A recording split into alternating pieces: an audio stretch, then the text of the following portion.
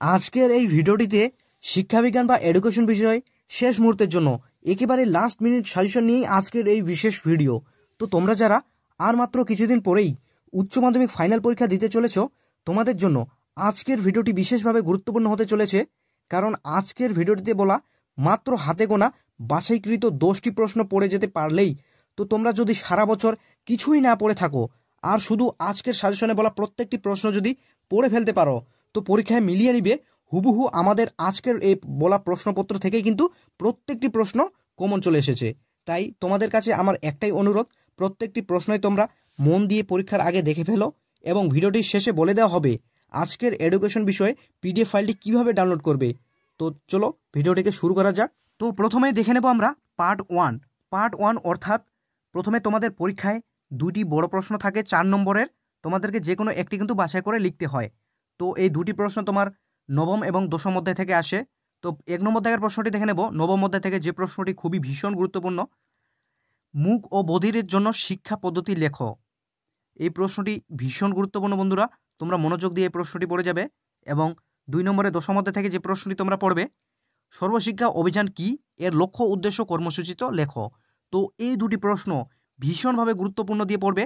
আশা করা যায় এই দুটি প্রশ্নের মধ্যে কিন্তু যে কোনো একটি প্রশ্ন কিন্তু তুমি কমন পেয়ে যাবে। তো এই দুটি তোমার যদি পড়া থাকে তাহলে এক্সট্রাভাবে যে প্রশ্নটি তুমি দেখে যাবে, তাহলে তোমার কোনোভাবে রিস্কই থাকবে না, পরীক্ষার খাতায় কোনো ঝামেলাই হবে না।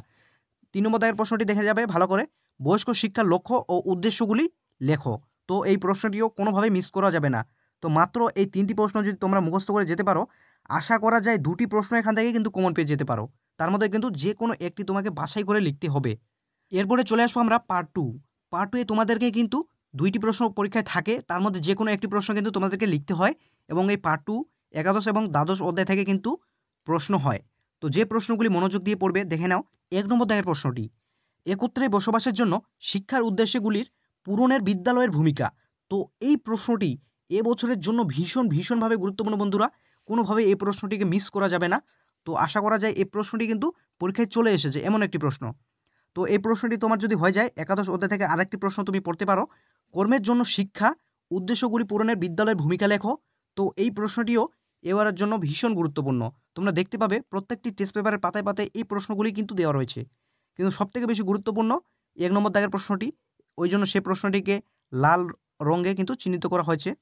তো এরপরে চলে আসবো আমরা দ্বাদশ অধ্যায় থেকে কিন্তু যে প্রশ্নটি ভীষণভাবে পড়বে গুরুত্বপূর্ণ দিয়ে, কম্পিউটার কি শিক্ষকের বিকল্প হতে পারে, তোমার উত্তরের পক্ষে যুক্তি দাও।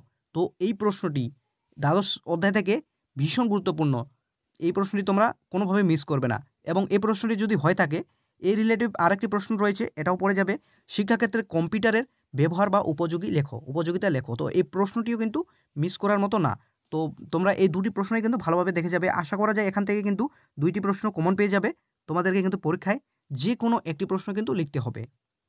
আচ্ছা, তোমাদের মধ্যে এমন অনেকেই রয়েছে যারা সারা বছর দর্শন বিষয়ে কোনো টিউশন পড়োনি, তাই তোমাদের কাছে এই প্রত্যেকটি প্রশ্নগুলির উত্তরও নাই। এবং তোমাদের রিলেটিভ বন্ধুদের কাছে যারা টিউশন পড়ে, তাদের কাছে নোটসগুলো চাইলে তারা সহজে দিতে চায় না, বা দিলেও যেগুলি ইম্পর্টেন্ট সেগুলি দিতে চায় না, কারণ তারাও সারা বছর টাকা খরচ করে টিউশন পড়েছে, তাই সহজেই দিতে চায় না। তাই শুধু তোমাদের কথা মাথায় রেখে এই প্রত্যেকটি প্রশ্নের উত্তর সহ পিডিএফ ফাইলটি তৈরি করা হয়েছে। তোমরা যদি পিডিএফ ফাইলটিকে নিতে চাও, ভিডিওটিকে পুরো শেষ পর্যন্ত দেখতে হবে এবং ভিডিওটির শেষে তোমাদেরকে বলে দেওয়া হবে এই পিডিএফ ফাইলটি কিভাবে ডাউনলোড করবে। এরপরে চলে আসবো আমরা পার্ট 3 তোমাদেরকে পরীক্ষায় কিন্তু 2টি প্রশ্ন আসে এবং একটি অঙ্ক আসে। তো অনেকেই অঙ্ক করতে চাও না এবং অঙ্কর কোনো সাজেশনও হয় না, তাই তোমরা যে প্রশ্নগুলি এই দ্বিতীয় 2টা অধ্যায় থেকে ভালোভাবে পড়বে সেগুলি হলো, দেখে নাও। প্রথমেই, মনোযোগ কাকে বলে, শিক্ষাক্ষেত্রে মনোযোগের গুরুত্ব লেখো। তো এই প্রশ্নটি ভীষণ গুরুত্বপূর্ণ। তো প্রশ্নটি এমন একটি প্রশ্ন যে পরীক্ষায় চলে এসেছে, এমন একটি প্রশ্ন, শুধু তোমাকে গিয়ে কিন্তু উত্তরটুকু লিখতে হবে, এমন একটি প্রশ্ন গুরুত্বপূর্ণ। তো এটা কোনোভাবে মিস করা চলবে না।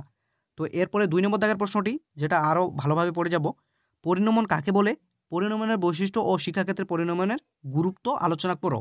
তো এই প্রশ্নটিও কোনো রকমের কিন্তু ছাড়া যাবে না, এই প্রশ্নটিও কিন্তু মুখস্থ করে অবশ্যই পরীক্ষা দিতে যেতে হবে।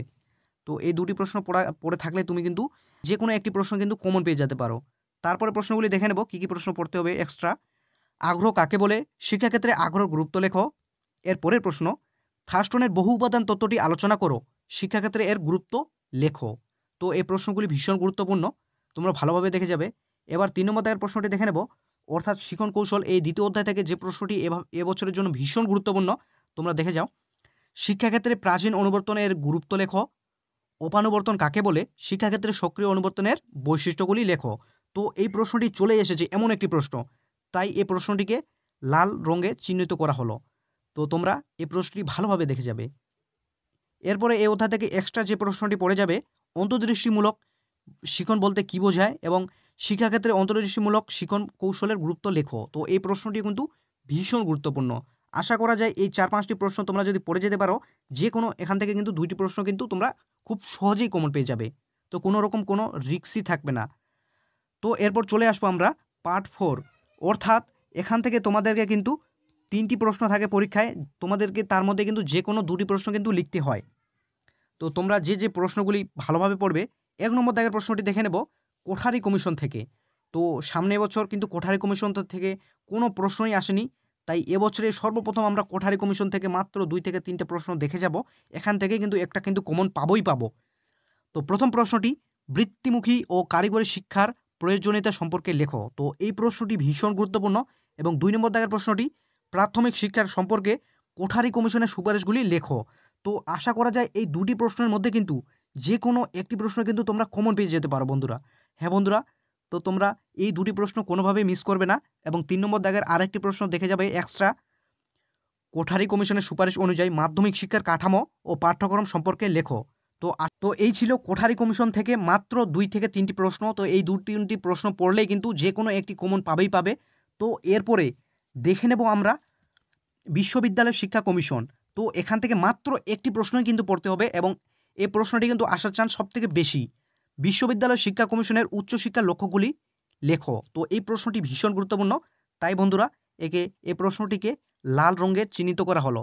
তোমরা লক্ষ্য করবে যেগুলো প্রশ্ন কিন্তু লাল রঙে চিহ্নিত করা আছে সেগুলো কিন্তু এবছরের জন্য ভীষণ গুরুত্বপূর্ণ, তোমরা একটিও মিস করবে না এগুলির মধ্যে। তো এরপরে চলে আসবো আমরা মুদালিব কমিশন। 5 নম্বর দাগের প্রশ্নটি দেখে নেব, মুদালিব কমিশনের মতে মাধ্যমিক শিক্ষার লক্ষ্য ও উদ্দেশ্যগুলি কী কী, এই প্রসঙ্গে সপ্তপ্রবাহ ধারণাটি লেখো। তো এই মাধ্যমিক শিক্ষা কমিশন থেকে মাত্র এই একটি প্রশ্ন পড়লেই কিন্তু এখান থেকে যদি প্রশ্ন আসে তো এটাই আসবে। তো তোমরা এই প্রশ্নটি মিস করবে না। তো এরপরে শেষ অধ্যায় থেকে দেখে নেব জাতীয় শিক্ষানীতি, অর্থাৎ 6 নম্বর দাগের প্রশ্নটি। এই অধ্যায় থেকে মাত্র একটি প্রশ্ন তোমাদেরকে পড়তে হবে। সে প্রশ্নটি হলো, জাতীয় শিক্ষানীতি 1986 সালের সুপারিশগুলি আলোচনা করো। তো এই অধ্যায় থেকে কোনো প্রশ্ন আসলে এই প্রশ্নটিই আসবে এবং তোমরা এই প্রশ্নটি মনোযোগ দিয়ে দেখে যাবে। এই প্রশ্নটিও কিন্তু লাল রঙে চিহ্নিত করা আছে। তো বন্ধুরা, এই ছিল মাত্র হাতে গোনা 10 থেকে 12টি প্রশ্ন। তো আশা করি এই প্রশ্নগুলি তোমরা যদি পড়ে কমপ্লিট করে যেতে পারো পরীক্ষা দিতে, আশা করি এখান থেকে সমস্ত প্রশ্ন কিন্তু হুবহু কমন পেয়ে যাবে। তো দেখা হচ্ছে নেক্সট কোনো ভিডিওয়। এবং তোমরা যারা বিভিন্ন সমস্যার কারণে সারা বছর পড়াশোনা করোনি এবং তোমরা চাও প্রত্যেকটি সাবজেক্টের খুবই ভালো একটা রেজাল্ট করে পাশ করতে চাও, এখন তোমাদের হাতে কিন্তু শেষ মুহূর্তের জন্য অনেকটাই সময় রয়েছে। তাই আজকের ভিডিওটিতে বলা সমস্ত প্রশ্নের উত্তর সহ পিডিএফ ফাইলটি পেতে চাও, তো তোমাদেরকে শুধুমাত্র তোমাদের কথা মাথায় ভেবে এই প্রত্যেকটি প্রশ্নের উত্তর সহ পিডিএফ ফাইল তৈরি করা হয়েছে। তার জন্য তোমাদেরকে কিন্তু শুধুমাত্র বলতে গেলে খুবই সামান্য মাত্র 50 টাকা দিতে হবে। সেই 50 টাকার বিনিময়ে শুধুমাত্র একটি বিষয়ের উত্তরের পিডিএফ পাবে এমনটা না, প্রত্যেকটি বিষয়ের সাবজেক্টের উত্তর সহ পিডিএফ পেয়ে যাবে।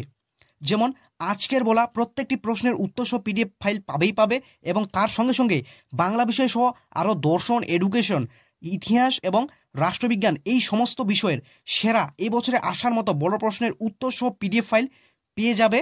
বন্ধুরা, এই 50 টাকা তোমাদের কেরিয়ারের চেয়ে বড় না, তাই যত শীঘ্রই সম্ভব স্ক্রিনে যে হোয়াটসঅ্যাপ নাম্বারটি রয়েছে সেই হোয়াটসঅ্যাপ নাম্বারটি হাই লিখে SMS করে পাঠাও। সেখানে কিন্তু তোমাদেরকে জানিয়ে দেওয়া হবে 50 টাকা কিভাবে তোমরা পে করবে। তো বন্ধুরা, এখনও কিন্তু কিছুদিন সময় আছে। তোমার যদি সত্যি ইচ্ছে থাকে তো তুমি এখন থেকে প্রতিদিন সকালে একটা, রাতে একটা করে যদি প্রশ্ন মুখস্থ করো, তো তোমার 1 সপ্তাহের মধ্যে সমস্ত সাবজেক্টের প্রশ্নগুলি কমপ্লিট হয়ে যাবে। শুধুমাত্র তোমার মনের জোরটুকু লাগবে। তো যত তাড়াতাড়ি সম্ভব পিডিএফটিকে কালেক্ট করে ফেলো।